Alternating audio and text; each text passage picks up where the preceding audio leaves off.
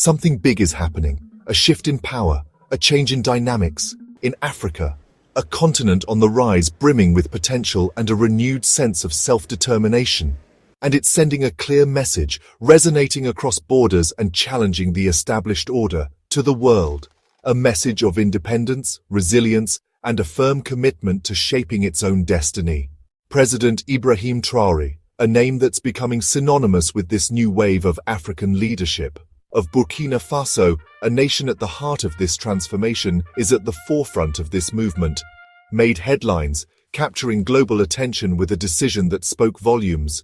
By refusing to attend, a move that sparked debate and ignited conversations about Africa's evolving role in global affairs. The U.S Africa Business Summit, an event designed to foster collaboration and strengthen economic ties. This wasn't just a simple oversight or a scheduling conflict. A missed meeting. It was a deliberate choice, a calculated act of defiance. It was a bold statement, a clear indication of a shift in priorities and a re-evaluation of partnerships. While leaders from across Africa, many seeking to strengthen ties with the U.S., gathered to discuss business, explore opportunities, and forge new alliances with the United States, a global superpower with significant influence, Traoré chose, consciously and deliberately, a different path. A path that prioritizes self-reliance and national sovereignty. He stayed home, focusing on domestic issues and reinforcing his commitment to his people, signaling that Burkina Faso, under his leadership, is charting its own course. A course guided by its own values, interests, and aspirations. Why turn down such a seemingly advantageous opportunity, such a major invitation? What lies beneath this seemingly simple act of refusal? For Traoré, a man driven by a deep sense of patriotism and a vision for a self-determined Africa, it's about independence. It's about reclaiming agency and breaking free from historical patterns of dependency. He wants Burkina Faso, and by extension, the entire African continent, to make its own decisions, to control its own destiny, and to shape its own future, free from outside influence, to chart a course that truly reflects the needs and aspirations of its people. This move reflects a growing sentiment across the continent, a growing trend, a desire for greater autonomy, and a rejection of neocolonialism. African leaders demanding a more equitable and respectful relationship with the rest of the world. Partnerships based on mutual benefit and shared prosperity, not just aid. A shift from dependency to self-sufficiency. They want to be equals, partners in progress, on the world stage, with a voice that is heard and respected.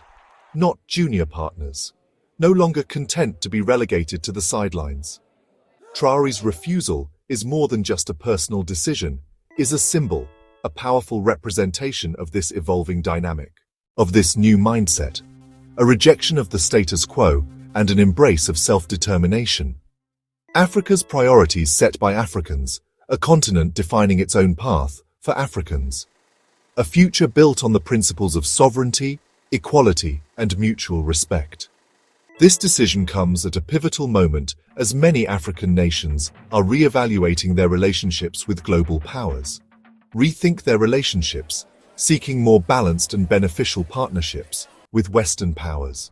A desire for a more equitable distribution of power and resources.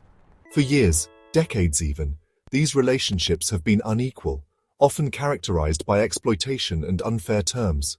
With deals that often didn't benefit the people on the ground, ordinary Africans, leaving many feeling marginalized and disenfranchised. Now, in this present moment, leaders like Traoré and many others across the continent are pushing for change, demanding a new paradigm, demanding respect for their sovereignty and their right to self-determination, and fairer terms. A level playing field where all parties benefit.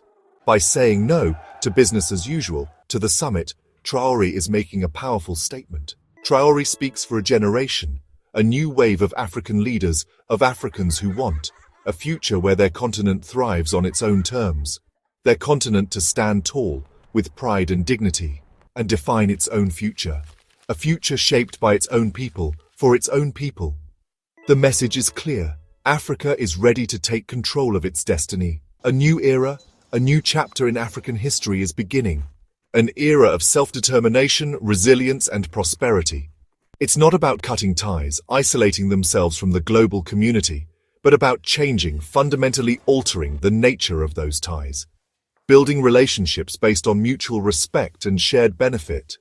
Africa is no longer willing to accept the role of a passive recipient, just a source of resources, to be exploited for the benefit of others.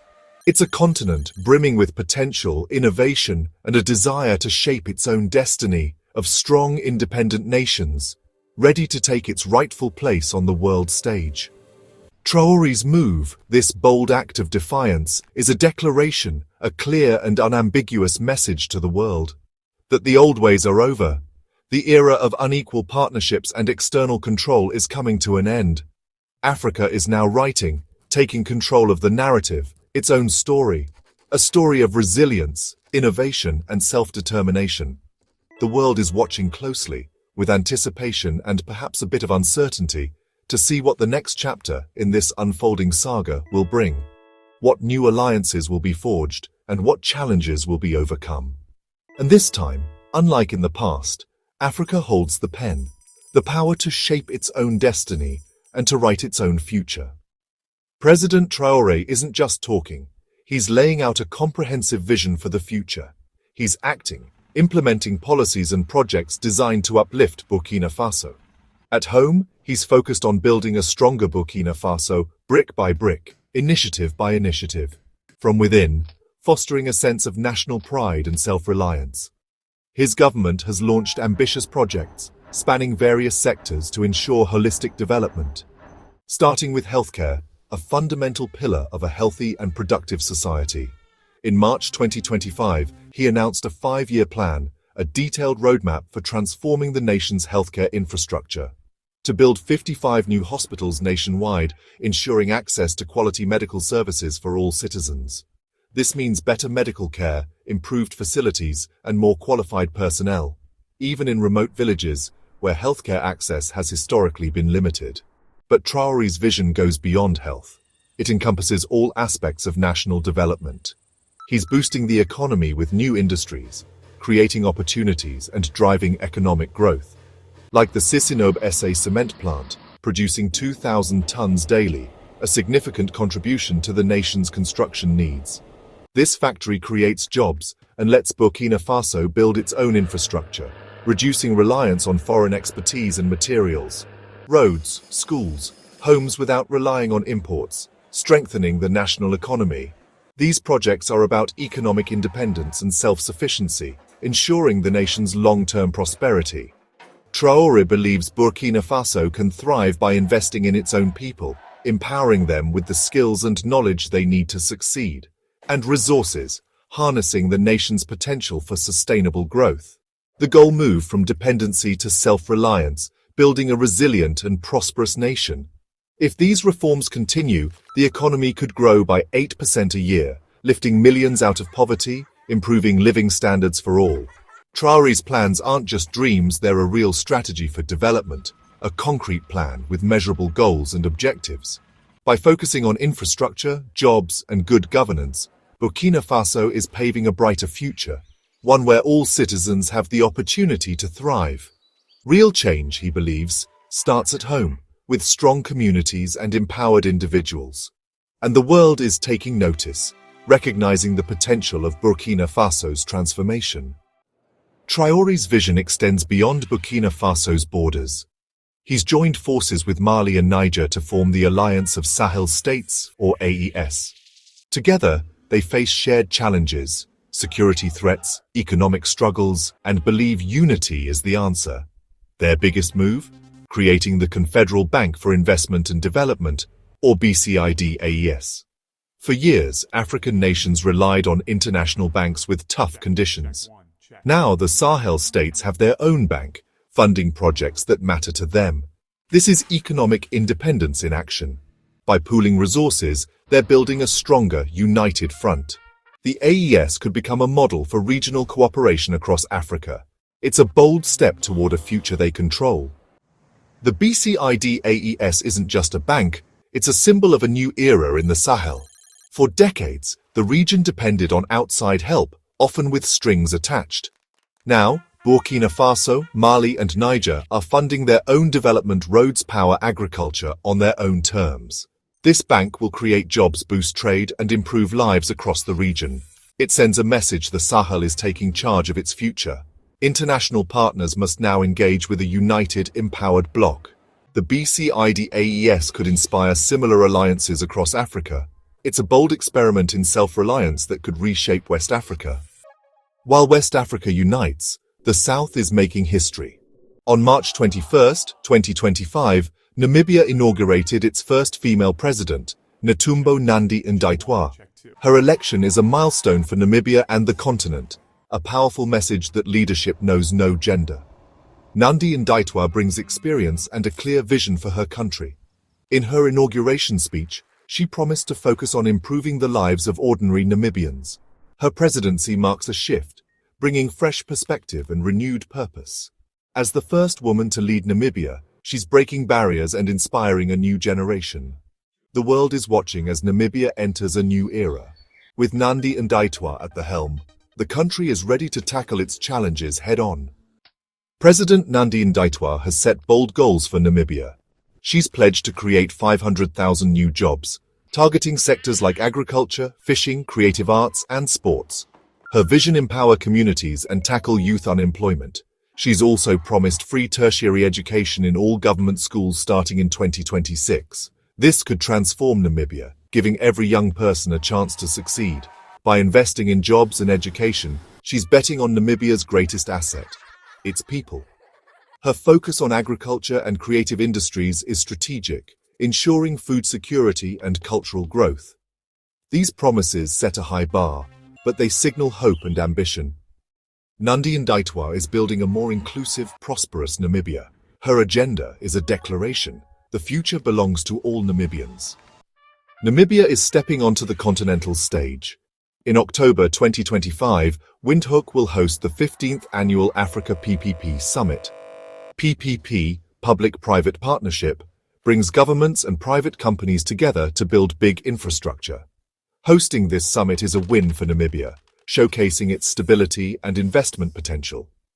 The event will spotlight opportunities across Africa, attracting investors and leaders from around the world. Sectors like energy, transport, digital infrastructure, and water will be in focus, key to Africa's growth. The summit positions Windhoek as a business hub for Southern Africa. With a new president focused on jobs and growth, the timing is perfect. The summit is more than a conference. It's a catalyst for action. It's where plans become projects and partnerships power Africa's future. The Africa PPP Summit highlights a crucial strategy: public-private partnerships. Governments have big visions but limited resources. Private companies bring funding and expertise. Together, they build roads, power plants, and digital networks. Projects neither could do alone. PPPs are closing Africa's infrastructure gap, unlocking economic potential. The impact is real. New roads connect farmers to markets, solar plants bring electricity to homes, and fast internet fuels entrepreneurship. Each project creates jobs and improves lives. The summit is a marketplace for these partnerships, where ideas meet investment. By bringing public and private sectors together, Africa accelerates its development. PPPs are the engines driving the continent's growth. The future is being built, one partnership at a time. Across the vast expanse of Africa, a new and transformative story is unfolding, filled with promise and potential.